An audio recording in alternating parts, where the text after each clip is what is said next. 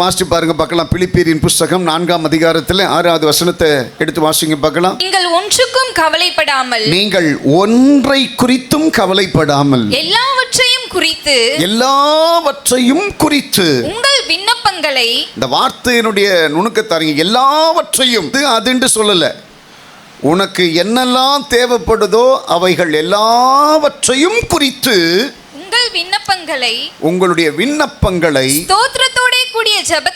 ஸ்தோத்திரத்தோடு கூடிய ஜெபத்தினாலும் வேண்டுதல்களினாலும் தேவனுக்கு தெரியப்படுத்துங்கள். எத்தனை பேர் ஆமென் சொல்லுவீங்க?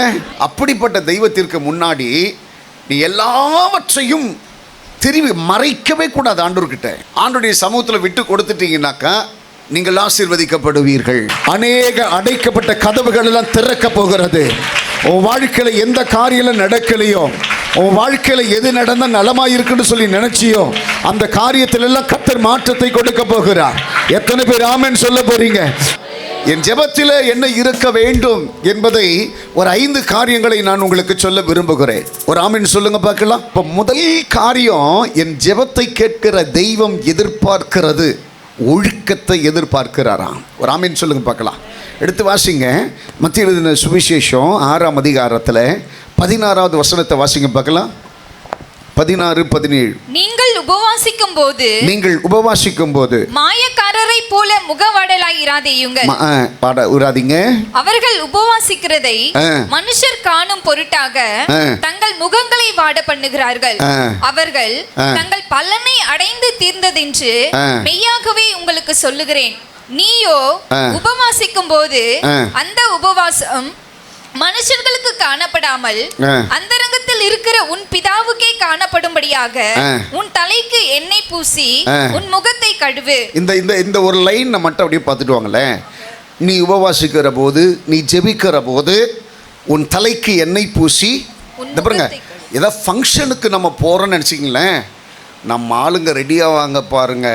அப்பா கண்ணாடி யார் கண்ணாடியில் எவ்வளோ நேரத்தை செலவு பண்ணுறது தான் பிரச்சனையே. பார்த்துட்டே இருப்பாங்க கண்ணாடியை. எத்தனை முறை பார்த்தாலும் அந்த முகம்தான் தெரியும். ஒரு ஆமென் சொல்லுங்க பார்க்கலாம். இப்படி தலையெடுத்து இப்படி வருவாங்க, இதை இப்படி பூசுவாங்க, இப்படி பார்ப்பாங்க, இப்படி பார்ப்பாங்க, எல்லாம் பார்ப்பாங்க. நல்லது தான். ஒரு ஆமென். உன்னை நீ பராமரிக்க கட்டி வேறு யாரை பராமரிக்க போகிற? ஆனால் சர்ச்சைக்கு வரும்போது பாரு, ஏதோ ஒன்றை தூக்கி போட்டுன்னு வந்துடுது. ரயிலே சொல்லுங்க பார்க்கலாம். அப்படி கிடையாது. செம்ம நீட்டாக இருக்கணும். சபைக்கு வரும்போது ராணி மாதிரி வரணும், ராஜா மாதிரி வரணும். சபைக்கு வரும்போது எப்படி வரணும்? ஏன்னா தான் நல்லா வரக்கூடாது. பர்ஃபெக்டாக இருக்கணும். உன்னை பார்க்குறப்பவே அந்த அந்த அந்த பிரசன்னம் தெரியணும். ராமேன் சொல்லுங்க பார்க்கலாம். அவனை பார்க்குறப்ப சபைக்கு போகிறேன்ட்டு சொன்னோன்னே அந்த சந்தோஷம் உனக்குள்ளே வரணும். என் ராஜாவை சந்திக்க போகிறேன், என் ராஜாவினிடத்தில் என் பிரச்சனைகளை சொல்ல போகிறேன். ராமேன் சொல்லுங்க பார்க்கலாம். ஒரு செம்ம நீட்னஸ்ஸு தேவ பிள்ளைகளாகி நமக்குள்ளே வரணும். ஒரு ஆமென் சொல்லுங்க பார்க்கலாம். இந்த இங்கே தானே இருக்குது. இந்த இடத்துல வந்து ஜெபம் பண்ணுறது கூட நான் அந்த ஒயிட் போட்டு தான் வந்து ஜெபம் பண்ணுறோம். ஒரு ஆமென் சொல்லுங்க பார்க்கலாம். காரணம், யாரும் நம்மளை கேட்க மாட்டாங்க, யாரும் நம்மளை சொல்ல மாட்டாங்க. ஆனால் ஒழுக்கத்தை விரும்புகிற ஒரு தேவன் இருக்கிறார். அந்த தேவன் ராஜா ஒழுக்கத்தை எதிர்பார்க்கிறாரு. ஒரு நீட்னஸ்ஸு. ஒரு ஆமென் சொல்லுங்க பார்க்கலாம். முதல்ல உன் உடையில் ஒரு நீட்னஸ் இருக்கணும். அல்லையிலே சொல்லுங்க பார்க்கலாம். உன் உடையில் சரியான ஒரு நீட்னஸ் இருக்கணும். 2வது காரியம் பார்த்தீங்கன்னா, ஜெபிக்கிற ஸ்தலத்தில் ஒரு நீட்னஸ் இருக்கணும். ஒரு ஆமென் சொல்லுங்க பார்க்கலாம். ஏனோ தானண்டு உட்காரக்கூடாது. ஜெப ஏரியாவுக்கு வந்துட்ட உடனே உங்கள் ஃபோன், கையில் இருக்கிற ஃபோனை சுவிட்ச் ஆஃப் பண்ணிடணும். பெரிய பேயே இன்றைக்கி என்ன தெரியுமா? ஃபோன் தான். ஃபோனை காட்டிலும் பெரிய பேய் இந்த உலகத்தில் எதுவுமே கிடையாது. ஃபோனை காட்டிலும் சத்தமாக சொல்ல மாட்டேன்றீங்களே. அந்த பேய் யார்கிட்டலாம் இருக்குது? பரிசுத்த ஆவியினுடைய வரங்களை பெற்றவர்களிடத்திலெல்லாம் அந்த பேய் இருக்குது. ரட்சிக்கப்பட்டவங்கக்கிட்டெல்லாம் அந்த பேய் இருக்குது. ஒரு ஆமென் சொல்லுங்க பார்க்கலாம். நம்ம ஆளு ஒருத்தர் டைலாக் சொன்னார். பாஸ்டர், நம்ம கிட்ட இருந்தாலும் அது நம்மளை ஒன்றும் செய்யாது பாஸ்டர். எப்படி உப்பு தண்ணிக்குள்ளே மீன் இருந்தாலும் அந்த மீனுக்குள்ளே கொஞ்சம் கூட உப்பு தண்ணி போகாமல் பாதுகாக்கிறது போல எங்களை நாங்கள் பரிசுத்தமாய் பார்த்து கொள்ளுவோம். ஒரு ஆமென் சொல்லுங்க பார்க்கலாம். அல்லேலூயா. முடியாது. ஒரு ஆமென் சொல்லுங்க பார்க்கலாம். முடியாது. ஆண்டவர் கொடுக்கிற முக்கியத்துவம் தான். ஒரு ஆமென் சொல்லுங்க பார்க்கலாம். அல்லையில இதுதான் வாழ்க்கை, இதுதான் வாழ்க்கை. வந்து உட்கார்ந்த உடனே பிள்ளைகளுக்கெல்லாம், பொம்பளை பிள்ளைங்களுக்கெல்லாம் ஸ்கார்ப் கட்டணும், தலையை மூடி ஸ்கார்ப் கட்டணும். ஆம்பளை பிள்ளைங்களுக்கெல்லாம் அந்த நீட்னஸை சொல்லி வைக்கணும். ஜெபிக்க போகிறோம், ஏசப்பா கிட்ட பேசணும் நீ அப்படின்ட்டு சொல்லி பிள்ளைங்களை வளர்த்து கொண்டு வாங்களேன். நீங்கள் ஜெபம் பண்ணுறப்போ அந்த பிள்ளைங்க முழங்கால் நின்று, ஏசப்பா எங்கள் அப்பானுடைய கடனெல்லாம் தீருங்கப்பா, எங்கள் அப்பானுடைய தேவையெல்லாம் சந்திங்கப்பா, எங்கள் அப்பா நான் எப்போ கேட்டாலும் அது இல்லைன்னு சொல்லாமல் வாங்கி கொடுக்கறதுக்கு நிறைய பணம் கொடுங்கப்பான்ட்டு சொல்லுவோம். அந்த பிஞ்சி மனசிலிருந்து விதைக்கிற விதையெல்லாம் 30, 60, 100 கர்த்தர் விளைய செய்வார். ஆமென் சொல்ல. நமக்கு ரகசியம் தெரியல, நம்ம விட்டுறோம் அப்படியே. ஆனால் விட்டுறக்கூடாது. ஆண்டு சொல்றார், சிறு பிள்ளைகளை என்னிடத்திலே வருவதற்கு தடை பண்ணாதிருங்கள். நான் சொல்றதுக்கு காரணம் தான், எந்த பிள்ளையும் விட்டுறாதீங்க. பிள்ளைகளுக்கு சொல்லி கொண்டு வரணும். நம்ம இன்னைக்கு இந்த காரியத்தெல்லாம் நம்ம சொல்லி ஜெபிக்க போகிறோம். இன்னைக்கு இந்த காரியத்தில் கர்த்தர் மாற்றத்தை உண்டாக்கணும், இதெல்லாம் கர்த்தர் செய்யணும். ஒரு ஆமென் சொல்லுங்களேன். இதெல்லாம் சொல்லி பிள்ளைகளுக்கு சொல்லி கொடுக்கிற போது தான் அந்த பிள்ளைகளுக்குள் நிறைய மாற்றங்கள் உண்டாகும். கொஞ்சம் அவங்கள ஸ்டடி பண்ணிட்டேனாக்கா அடுத்தது அவங்க நிறைய பேரை ஸ்டடி பண்ணுவாங்க. ஒரு ஆமென் சொல்லுங்க பார்க்கலாம். அப்போ தேவனுடைய பிள்ளைகளுக்குள்ள ஒழுக்கம் என்பது அவசியமாக இருக்கணும். ரெண்டாவது என்ன இருக்கணுமா? மத்தேயு 18ஆம் அதிகாரத்தில் 19வது வசனத்தை வாசிங்க பார்க்கலாம். அல்லாமலும் உங்களில் 2 பேர் தாங்கள் வேண்டிக் கொள்ள போகிற எந்த காரியத்தை குறித்தாகிலும் பூமியிலே ஒருமனப்பட்டிருந்தால் பரலோகத்தில் இருக்கிற என் பிதாவினால் அது அவர்களுக்கு உண்டாகும் என்று உங்களுக்கு சொல்லுகிறேன். ஜெபிக்கிறதுனால கேட்கப்படும் சொல்லல, ஒருமனப்பட்டு ஜெபிக்கிறதுனால அது பரலோகத்தின் பிதாவினாலே உனக்கு அருளப்படும். ரெண்டாவது உன் ஜெபம் கேட்கப்படணும். என்ன பண்ணணுமாக்கா? நல்ல ஐக்கியம் இருக்கணுமா உனக்கு, உன் குடும்பத்தோடு கூட நல்ல ஐக்கியம் இருக்கணுமா. உங்களோட சேர்ந்து நான் ஜெபம் பண்ண மாட்டேன், உங்களோட சேர்ந்து நான் பாட்டு பாட மாட்டேன், நீ இந்த எனக்கு இது பிடிக்கல இந்த பாட்டு தான் போடுவேன், அப்படிலாம் கிடையாது. ஒரு ஆமென் சொல்லுங்க பார்க்கலாம். இன்னும் பாருங்க, ஜெபிக்க வரும்போதே ஒரு செலக்டடாக வந்துட்டீங்கன்னு வச்சிங்களேன். இன்றைக்கி நம்ம ப்ரேயருக்கு போகிறோம், இந்த பாட்டு 2 பாட்டு பாட போகிறோம், இந்த அதிகாரத்துலேருந்து இந்த வசனத்தை வாசிக்க போகிறோம், இத்தனை குறிப்புகளுக்கு நம்ம ஜெபம் பண்ண போகிறோம், இத்தனை பேருக்கு இன்னும் நீங்கள் ஒரு அறிவிப்பு சொல்லுங்கள், இந்த நீங்கள் சோத்திர பலிகள் சொல்லுங்க. இந்த ஒரு கான்டாக்ட் கரெக்டாக இருந்ததுனாக்கா உன் ஜெபம் பவர்ஃபுல்லான ஜெபமாக மாறிடும். பவர்ஃபுல்லான, எங்கே ஆண்டுடைய சமூகத்தில் போட்டி போடக்கூடாது, ஆண்டுடைய சமூகத்தில் சண்டை போடக்கூடாது, ஆண்டுடைய சமூகத்தில் முறுமுறுக்கக்கூடாது, ஆண்டுடைய சமூகத்தில் தேவையில்லாத காரியங்கள்லாம் பண்ணிகிட்டு இருக்கக்கூடாது. இந்த இடத்துல நீ செய்ய வேண்டியது ஒன்றே ஒன்று தான், ஐக்கியமாக ஆண்டு இந்த நேரத்தை எங்களுக்கு கொடுத்துருக்குறீங்க, இதை நான், என் கணவன், என் மனைவி, என் பிள்ளைகள், என் தாய் தகப்பன் பயபக்தியோடு கூட பயன்படுத்திக்கணும். எத்தனை பேர் ஆமென் சொல்லுவீங்க? அல்லேலூயா. முதல் காரியம், ஆண்டுடைய சமூகத்தில் ஒழுக்கமாய் ஜெபிக்க கற்றுக்கொள்ள வேண்டும். ரெண்டாவது காரியம், ஐக்கியம் இல்லாத ஜெபம் ஒரு காலமும் கேட்கப்படவே படாது. அந்த வசனத்தை இன்னொரு முறை கூட வாசிங்க. அல்லாமலும் உங்களில் 2 பேர் தாங்கள் வேண்டிக் கொள்ள போகிற எந்த காரியம் வேணாலும் இருக்கட்டும், பூமியிலே நீங்க பூமியில ஒருமனப்பட்டுட்டீங்கன்னா பரலோகத்தில் இருக்கிற என் பிதாவினால் அது அவர்களுக்கு உண்டாகும். புரிஞ்சிச்சு? எத்தனை பேருக்கு புரிஞ்சிச்சு? ஒருமனப்பட்டு ஜெபம் பண்ணி, கணவன் மனைவி ஒருமனப்பட்டு ஜெபம் பண்ணிட்டீங்க, பிள்ளைகள் தாய் தகப்பன் ஒருமனப்பட்டு ஜெபம் பண்ணிட்டீங்க, சகோதரனும் சகோதரியும் ஒருமனப்பட்டு ஜெபம் பண்ணிட்டீங்கன்னா பரலோகத்தில் இருக்கிற உங்கள் தேவன் அடுத்த ப்ரொமோஷனை கர்த்தர் உனக்கு அனுப்பி கொடுப்பாரு. ஒரு ஆமென் சொல்லு. அது மாதிரி ஐக்கிய கேடுகளை கொண்டு வராதீங்க. யாராக இருந்தாலும் இன்றைக்கே சமாதானம் ஆகிட்டு ஒருத்தர்கிட்ட ஒருத்தர் நல்லா சந்தோஷமாக பேசுங்க, ஒருமனப்பட்டு ஜெபம் பண்ணுங்க, ஒரு பிளானோடு கூட வாங்க. சரி, மூன்றாவது காரியத்திற்காக நம்ம போகலாம். என் ஜெபத்தில் மூன்றாவதாக இருக்க வேண்டிய முக்கியமான ஒரு காரியம், மார்க் எழுதின சுவிசேஷம் 11ஆம் அதிகாரத்தில் 24வது வசனத்தை வாசிங்க பார்க்கலாம். மார்க் 11:24. ஆதலால் நீங்கள் ஜெபம் பண்ணும்போது எவைகளை கேட்டுக்கொள்வீர்களோ அவைகளை பெற்றுக்கொள்வோம் என்று விசுவாசியுங்கள். ஆமா, ஜெபிக்கிறது 1 மணி நேரம் 2 மணி நேரம் ஜெபிக்கிறது பெருசல்ல. ஜெபிக்க ஆரம்பிக்கிற போதே இதெல்லாம் கர்த்தர் கொடுப்பார் என்கிற நம்பிக்கையோடு கூட ஜெபம் பண்ணணுமா. அது எவ்வளோ கஷ்டமான காரியமாக இருந்தாலும் சரி, உன் பார்வைக்கு தான் அது ரொம்ப கஷ்டமானது. ஆனால் கர்த்தருடைய பார்வைக்கு அது ரொம்ப ஈஸியானது. வசனம் சொல்லுது, அவருக்கு எல்லாமே லேசான காரியமா. அல்லேலூயா. நீ முடிவு பண்ணிக்கூடாது, இதெல்லாம் கிடைக்காது, இதெல்லாம் கேட்குறத விட வேறு எதாவது கேட்கலாம், இதெல்லாம் அவ்வளோதான், இதெல்லாம் முடிஞ்சு போச்சுன்னு நினைக்கக்கூடாது. ராமேன் சொல்லுங்கள் பார்க்கலாம். அல்லேலூயா. ஆண்டு சொல்கிறாரு, உலர்ந்து போன எலும்புகளில் இருந்து ஒரு உயிரை கர்த்தர் உருவாக்க முடியும். ஆனால் உன் வாழ்க்கையிலும் வரவே வராது என்று சொல்லி நீ நினச்சிட்டு இருக்கிற காரியத்திலிருந்து ஒரு அற்புதத்தை செய்வதற்கு நீ ஆராதிக்கிற தேவன் அவர் பெரியவராக இருக்கிறார். அல்லேலூயா. அவர் ரொம்ப பெரியவர். மூன்றாவது உன் ஜெபத்தில் இருக்க வேண்டிய காரியம் என்ன கேட்டீங்கன்னாக்கா, விசுவாசம். விசுவாசம். எந்த காரியத்திற்காக நீ ஜெபம் பண்ணாலும் சரி, கண்டிப்பாக அவங்கள கர்த்தர் அவங்களுக்கு நன்மை செய்வார் என்று சொல்லி நினைக்கணும். அந்த காரியத்தில் ஜெயம் கொடுப்பார்னு நினைக்கணும். ராமேன் சொல்லுங்கள் பார்க்கலாம். விசேஷமாக ஒருத்தருக்காக, ஒரு திருமண காரியத்திற்காக ஒருத்தருடைய பெயர் சொல்லி ஜெபம் பண்ணுறீங்கன்னு நினச்சிங்களேன். அவங்கள ஒரு குறிப்பிட்ட நாளுக்கு பிறகு பார்க்குறீங்க. பார்க்குற போது அவங்கள கேட்குறீங்க, என்னம்மா பிள்ளைக்கு ஏதாவது திருமண காரியங்கள் எதாவது நடந்துச்சா அப்படி சொல்கிறீங்கன்னு நினச்சிங்களேன். இல்லைம்மா ஒன்றும் நடக்கலம்மான்ட்டு சொல்லும்போது அப்போ எடுத்த உடனே சொல்லியிருக்கணும், உன் மகளுக்காக நான் ஜெபம் பண்ணியிருக்கிறேன், அந்த ஜெபம் ஒரு காலம் வீணாக போகாது, கர்த்தர் செய்வார், அந்த நம்பிக்கையோடு போங்க என்று சொல்கிறோம். ராமேன் சொல்லுங்கள் பார்க்கலாம். அல்லேலூயா. நீங்கள் எடுத்துகிட்டு இருக்கக்கூடாது, இன்னுமா நடக்கலை, நானும் என்ன பண்ணுறது, முட்டி போதாச்சு, மோதி பார்த்தாச்சு அப்படிலாம் சொல்லக்கூடாது. ஒரு ஆமீன் சொல்லுங்க பார்க்கலாம். ஆண்டவரால் எல்லாவற்றையும் செய்வதற்கு முடியும்.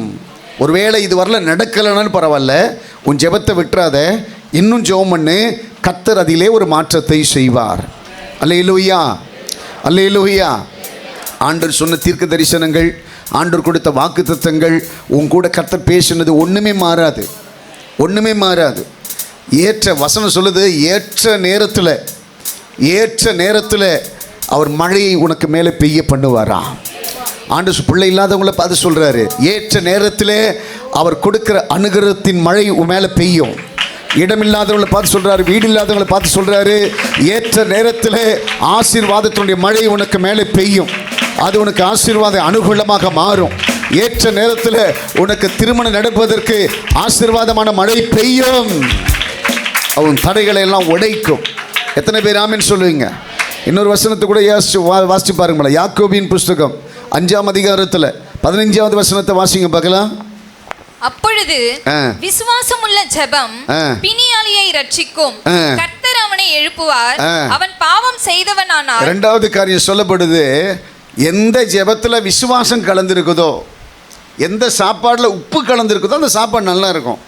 எந்த சாப்பாடில் உப்பு கலக்கலையோ, உப்பில்லா பண்டம் உப்பு இல்லை. ஒரு ஆமீன் சொல்லுங்களேன். அல்லேலூயா. அதே போல தான் உன் ஜெபத்தில் விசுவாசம் கலக்கலை, உன் ஜெபத்தில் விசுவாசம் இல்லைன்னாக்கா உப்பில்லாத சாப்பாடு மாதிரி, உப்பில்லாத சாப்பாடு மாதிரி, அது உனக்கும் பிடிக்காது, மற்றவங்களுக்கும் பிடிக்காது. உன் ஜெபத்தில் என்ன இருக்கணும்? ஜெபிக்கிற தேவ பிள்ளைகளுடைய ஜெபத்தில் விசுவாசம் இருக்கணும். வசனம் சொல்லுது, அவரை தேடுகிறவர்கள் அவர் உண்டென்றும், அவரை தேடுகிறவர்களுக்கு அவர் உண்மையாய் பலனளிக்கிறவர் என்றும் சொல்லி விசுவாசிக்கணுமா. அவர் தேடுகிற தேவ பிள்ளைகளுக்கு அவர் உண்மையாய் பலனளிக்கிறவர் என்று அவரை நம்பணுமா. ராமேன் சொல்லுங்க பார்க்கலாம். அதுதான் நம்பிக்கை. எவ்வளோ தூரம் நம்ம ஓடி வந்தாலும் என் ஜெபத்தை கர்த்தர் கேட்பார், என் கண்ணீரை கர்த்தர் துடைப்பார், என் தேவைகளை கர்த்தர் சந்திப்பார், எனக்கு நிச்சயமாக ஒரு மாறுதலை கர்த்தர் கொடுப்பார். அல்லேலூயா. ஆண்டவர் இன்னைக்கு உன்னை பார்த்து தான் சொல்கிறாரு, நீ வனாந்தரத்தில் ஆகாரை போல எனக்கு என்ன நடக்கும்னு சொல்லி நீ கலங்கிட்டு இருக்கலாம். ஆனால் கர்த்தர் சொல்கிறாரு, உன் கையை பிடிச்சிட்டு உன்னை அடுத்த நிமிடம் உன்னை நடத்துறதுக்கு நான் ரெடியாக இருக்கிறேன். என்ன உன் கண்ணு பார்க்கட்டும், என் கூட நீ பிரயாணம் பண்ணு, என் கூட உன்னை பிரயாணம் பண்ணு. உன்னை ஏமாத்தினவனை விட்டுடு, உன்னை குழியில் தள்ளுனவனை விட்டுடு, உன்னை உடைச்சவனை விட்டுடு, உன் ஆசீர்வாதத்தை பறிச்சவனை விட்டுடு. உன்னை ஆசீர்வதிப்பதற்காக, உன்னை நடத்துவதற்காக, உன் தேவைகளை சந்திப்பதற்காக உன் கூட பிரயாணம் பண்ண நான் ரெடியாக இருக்கிறேன். என் கூட வா, நான் உன்னை பத்திரமா பார்த்துப்பேன், உன்னை பத்திரமா நான் பாதுகாத்து கொள்ளுவேன், என் கரவுனை ஆச்சரியமாக நடத்தும் என்று சொல்லி கர்த்தர் சொல்லுகிறார். எத்தனை பேர் ஆமீன்னு சொல்லுவீங்க? அவன் மூன்றாவது நம்முடைய ஜெபத்தில் என்ன இருக்கணுமா? விசுவாசம் இருக்கணுமா. அல்லேலூயா. நான்காவது காரியம் வாசிங்க பார்க்கலாம். 1 தெசலோனிக்கரின் புஸ்தகம் 5ஆம் அதிகாரத்தில் 17வது வசனத்தை வாசிங்க பார்க்கலாம். இடைவிடாமல் ஜெபம் பண்ணுங்க. அடுத்தது என்னுடைய ஜெபம் எப்படி இருக்கணுமா? இடைவிடாமல் ஜெபிக்கிற ஜெபமா இருக்கணுமா? ஒரு ஆமீன் சொல்லுங்க பார்க்கலாம். எப்படிப்பட்ட ஜெபமா இருக்கணுமா? இடைவிடாமல் ஜெபிக்கிற ஜெபம். ஒரு கிறிஸ்டியன் பாட்டு எனக்கு பிடிக்காது. ஏன்னா அந்த பாட்டில் சொல்லுது, எனக்கு நேரம் கிடைக்கும் போதெல்லாம் என் கர்த்தரோடு கூட நான் பேசுவேன். அப்போ நேரம் கிடைக்கலன்னா நான் பேச மாட்டேன். நேரம் கிடைச்சிது, ஏதாவது கொஞ்சம் ரெஸ்ட் டைம் இருக்குது அப்படின்னா கொஞ்ச நேரம் முட்டி போட்டு பண்ணுவேன். நேரம் கிடைக்கலனாக்கா இது மாதிரி இந்த கொசுறு போடுற டைமை வாங்கிறதுக்காக கர்த்தர் வரல. அவருக்குன்ட்டு ஒரு எக்ஸ்பெக்டாக ஒரு டைமை நீ ஒதுக்கணும். அவருக்குன்ட்டு மரியாதைக்குரிய ஒரு நேரத்தை ஒதுக்கி அவருடைய சமூகத்தில் நீ காத்திருக்கிறப்ப தான் அந்த மரியாதைக்குரிய தேவன் உனக்கு முன்பதாக வந்து ஜெபத்தை கேட்கிறவராக மாறுவார். ஒரு ஆமீன் சொல்லுங்க பார்க்கலாம். உனக்கு எப்போ டைம் கிடைக்குதோ அப்போல்லாம் வரக்கூடாது. உனக்குன்ட்டு அவருக்குன்ட்டு ஒரு நேரத்தை நீ ரெடி பண்ணு. ஒரு 8 மணி, ஒரு 7 மணி, ஒரு 6 மணி, ஒரு 3 மணி, ஒரு 5 மணி, ஒரு 4 மணின்ட்டு அவருக்குன்ட்டு ஒரு எக்ஸ்பெக்ட் ஒரு நேரத்தை ஒதுக்கு. அந்த நேரத்தில் அவரை தேடு. ஒரு ஆமீன் சொல்லுங்க பார்க்கலாம். எப்போ நமக்கு எல்லா காரியங்களும் நமக்கு எப்படி இருந்தாலும் சரிங்க, அந்த நேரத்தில் கர்த்தரை நீ தேடணும். இன்னும் ஒரு கூட்டம் இருக்கிறாங்க. என்ன கூட்டம்னாக்கா, ஏதாவது பிரச்சனையானால் மட்டும் ஜெபம் பண்ண போவாங்க. ஒரு ஆமீன் சொல்லுங்க பார்க்கலாம். அல்லேலூயா. ஜெபம் பண்ணாம ஏதாவது பிரச்சனை அப்படின்னு தெரிஞ்சால் மட்டும்தான் ஜெபிக்கணுன்ற எண்ணமே நிறைய பேருக்குள்ளே வரும். ஏதாவது பிரச்சனை, அடுத்தது ஏதோ நடக்க போகுது, ஏதோ சூழ்நிலை சரியில்லை, ஏதோ சரீரத்துக்கு சரியில்லை, ஏதோ ஒரு பெரிய பண கஷ்டம், ஏதோ ஒரு தீங்கு வரப்போகுது அப்படின்னா மட்டும் என்ன பண்ணுவாங்கனாக்கா அழுது ஜெபம் பண்ணுவாங்க. ஆண்டு சொல்ல, இந்த ஜெபத்தை கர்த்தர் கேட்கல. ஆண்டு சொல்கிறாரு, 24 ஹவர்ஸும் என் நினைவாக இருக்கிற ஒரு தெய்வ பிள்ளை தேவை. எனக்கு என் சமூகத்தில் காத்திருக்கிற ஒரு தெய்வ பிள்ளை தேவை. என் சமூகத்தில் கண்ணீர் வடிக்கிற ஒரு தெய்வ பிள்ளை தேவை. அந்த பிள்ளையை நான் எதிர்பார்த்துட்டு இருக்கிறேன். ஒரு ஆமீன் சொல்லுங்க பார்க்கலாம். ஆண்டு சொல்கிறாரு, கண்ணீர் வடித்து தன் ஜனத்திற்காக காத்திருக்கிற தேவனுடைய பிள்ளைகளை தான் கர்த்தர் எதிர்பார்க்கிறாரா. ஆண்டவர் உங்களை பார்த்து சொல்கிறாரு, அப்படிப்பட்ட தேவ பிள்ளையாய் மாறணும். இடைவிடாமல் ஜெபிக்கணுமா. காலையில் ஒரு ஜெபம். இன்னொரு வசனத்தை வாசிங்களேன். தானியேல் 6ஆம் அதிகாரம் 10வது வசனத்தை வாசிங்களேன்.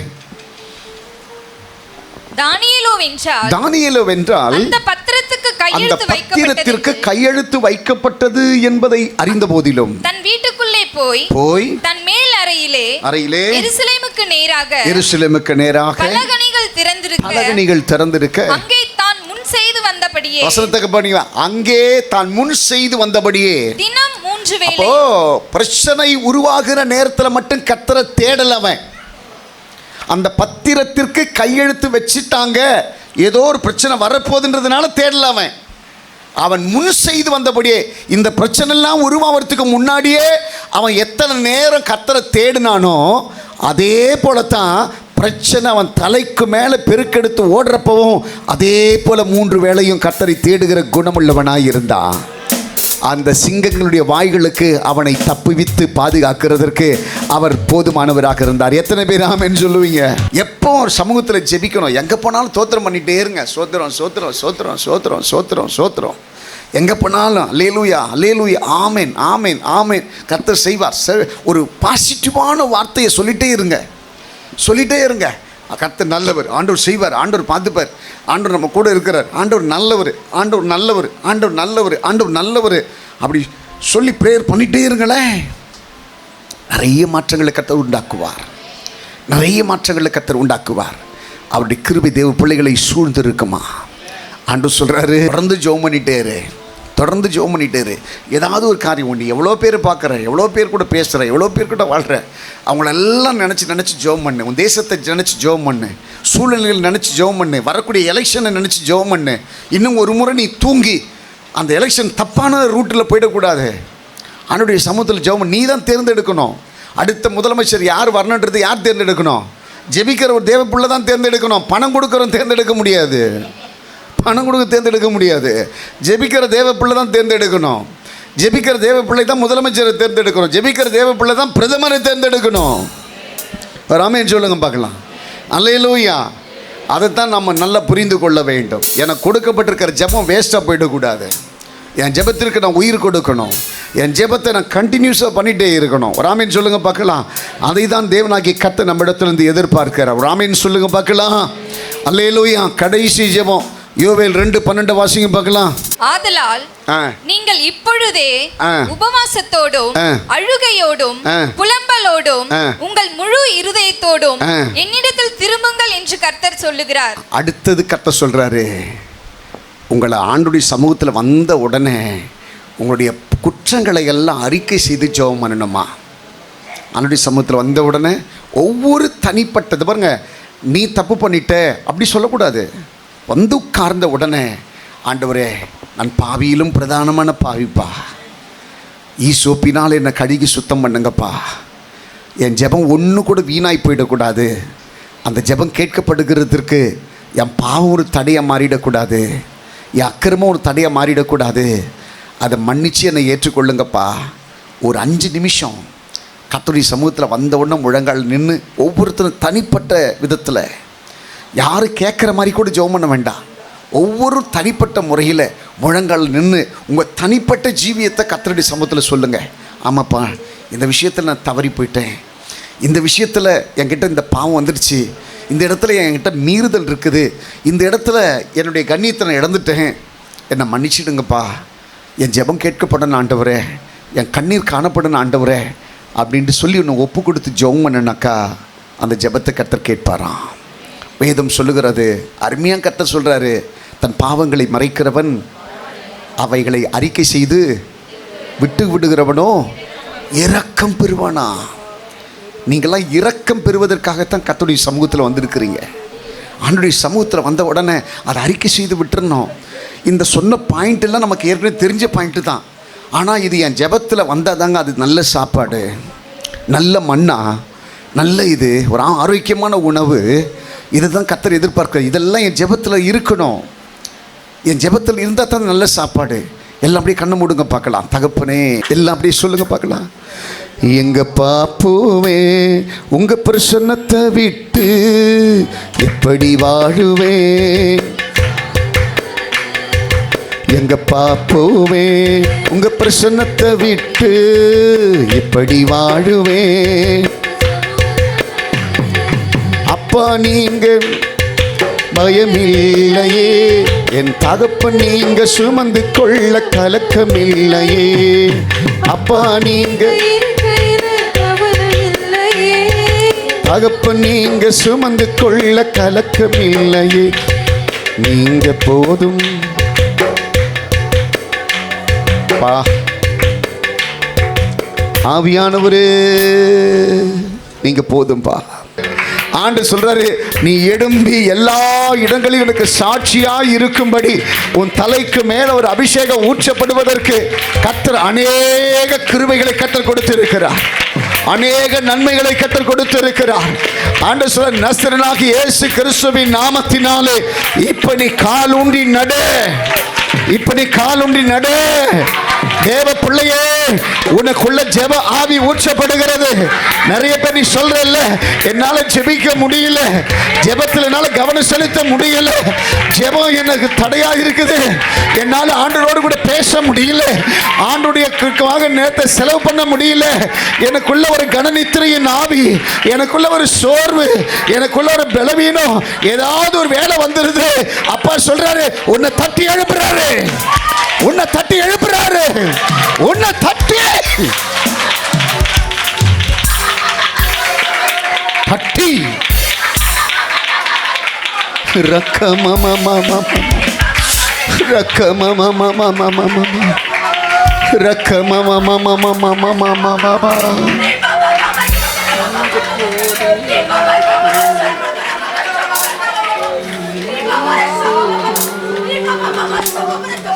Raba ba ba ba ba ba ba ba ba ba ba ba. Ori ba ba ba ba ba ba ma ma ma ma ma ma ma ma ma ma. Raba ma ma ma ma kalachina dariviya. Rika ma ma ma ma ma ma ma ma. அழுது புலம்புகிற என் ஜனத்தை பார்க்க கர்த்தர் ஆசைப்படுகிறார். ஜெபிக்கிற தேவ பிள்ளையை பார்க்க கர்த்தர் ஆசைப்படுகிறார். எழும்பி நிற்கிற தேவ பிள்ளையை பார்த்து கர்த்தர் ஆசைப்படுறாரு. ஆண்டவர் சொல்ற, முழங்கால நின்று உன்னால் ஜெபிக்க முடியல சொல்லி துக்கப்படுறல்ல, உன் முழங்கால கர்த்தர் பலப்படுத்துகிறார். உன் முழங்கால கர்த்தர் பலப்படுத்துகிறார். உன் முழங்காலுக்கு மேலே கர்த்தருடைய பலன் வருகிறது. உன் முழங்கால்களில் கர்த்தருடைய பலன் வருகிறது. ஓ, நீ ஜெபம் பண்ண ஆரம்பிச்சாலும் உனக்கு தூக்கம் வருதில்ல, அந்த தூக்கத்தெல்லாம் கர்த்தர் இப்பவே மாற்றுகிறா, இப்பொழுதே மாற்றுகிறா. உன் ஜெபத்தில் ஒரு கிருபை இறங்குது. உன் ஜெபத்தில் ஒரு கிருபை இறங்குது. உன் ஜெபத்தில் ஒரு வல்லமை இறங்குது. உன் ஜெபத்தில் ஒரு பிரசன்னம் இறங்குது. உன் ஜெபத்தில் ஒரு மகிமை இறங்குது. உன் ஜெபத்தில் ஒரு கர்த்தருடைய கரை இறங்குது. உன் ஜெபத்தில் தேவ கரம் இறங்குது. உன் ஜெபத்தில் தேவ பிரசன்னம் இறங்குது.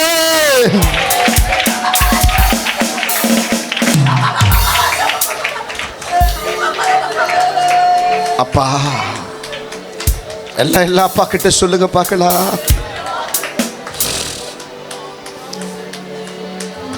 உடைய கருத்தில் எங்களை கொடுக்கிற ஆண்டவரே, நான் எப்பவும் ஒன்னே ஒன்று சொல்லுவேன். எனக்கு சொந்த வீடு இல்லை, சொந்த வண்டி இல்லை, ஒரு நல்ல வேலை இல்லை, நல்ல ஒரு பிஸ்னஸ் இல்லை, என்னை சுற்றி எல்லாம் ஒரு வனாந்தரமாக இருக்குது. தயவுசெய்து புலம்பாத. நான் உனக்கு ஒன்று சொல்கிறேன், ஒரு ரகசியத்தை சொல்கிறேன். ஜெபிக்கிற ஒரு ஆவி உனக்குள்ளே இருந்தனா போதும், இதெல்லாம் ட்ரெயின் பெட்டி மாதிரி உனக்கு பின்னாடி வந்துட்டே இருக்கிறோம். ஜெபிக்கிற ஆவி மட்டும் உனக்குள்ளே இருந்தால் போதும், நீ எதிர்பார்க்கிற எல்லாவற்றையும் கர்த்தர் உனக்கு கொண்டு வருவார். நீ எதிர்பார்க்கிற எல்லாவற்றையும் கர்த்தர் கொண்டு வருவார். ஜெபிக்கிற ஆவி மாத்திரம் உனக்குள்ளே இருந்தால் போதும், உன் பலனை கர்த்தர் ரெட்டிப்பாக கர்த்தர் மாற்றுவார். உன் தேவையெல்லாம் கர்த்தர் ரெட்டிப்பாக மாற்றுவார். உன் கிருபையெல்லாம் கர்த்தர் உனக்கு நன்மையாய் மாற பண்ணுவார். ஆண்டவர் சொல்றாரு, ஜெபிக்கிற ஆவியை மட்டும் கேளு. ஆண்டவர் கிட்ட ஜெபிக்கிற ஆவி தேவை. ஜெபிக்கிற ஆவி தேவை. நான் சொல்கிறேன், அசல்ட்டாக இருந்துடாத. நல்ல ஒரு ஆவிக்குரியனுக்கு அடையாளம் ஜெபிக்கிற ஜெப ஆவி தான். அந்த ஜெப ஆவி நீ பெறணும். அந்த ஜெப ஆவியை நீ பெறணும். அந்த ஜெபத்திற்குள்ளே நீ வளரணும். அந்த ஜெபம் ஆண்டவருக்கு உனக்கு நல்ல நெருங்கி ஐக்கியம் இருக்கணும். ஆண்டவருக்கு உனக்கு நல்ல நெருங்கி ஐக்கியம் இருக்கணும். ஆண்டவர் சொல்கிறாரு, உனக்கு விரோதமாக மந்திரவாதிகள் எழும்பி நின்று உன் பேரை சொல்லி அவன் மந்திரம் செய்ய ஆரம்பிக்கிற போது எங்கள் அப்பா அந்த இடத்துல போய் நிற்கணும். என் பிள்ளையினுடைய பேரை சொல்லி நீ மந்திரம் சேர்த்து யார் உனக்கு அதிகாரம் கொடுத்தது? அவன் என் பிள்ளை, அவன் எனக்குரியவன், அவன் எனக்குரியவன். நீ எத்தனை மணி நேரம் அவன் ஒரு நாள் முழங்காலில் ஒன்று அழிச்சிருவான். அவன் யுத்தம் சாதாரணமானதல்ல, அது பயங்கரம், அது பயங்கரம், அது பயங்கரம்.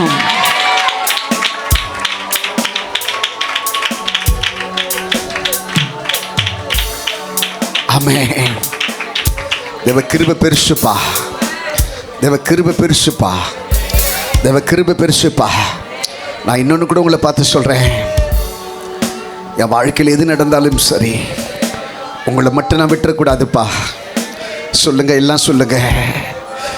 என் வாழ்க்கையில் எது நடந்தாலும் சரிப்பா, உங்களை மட்டும் நான் விட்டுறக்கூடாது. தேவைக்காக உங்கள் பின்னாடி வரக்கூடிய ஒரு சாதாரண மனுஷனாக இருக்கக்கூடாதுப்பா. எது நடந்தாலும் நீங்கள் தான் என் கடவுளே. இந்த உலகத்தில் உங்களுக்காக மட்டும்தான் வாழ்வேன். உங்களை தவிர எனக்கு வேறு எதுவுமே பெருசு கிடையாது. நீங்கள் தான் என் வாழ்க்கையில் எல்லாமே.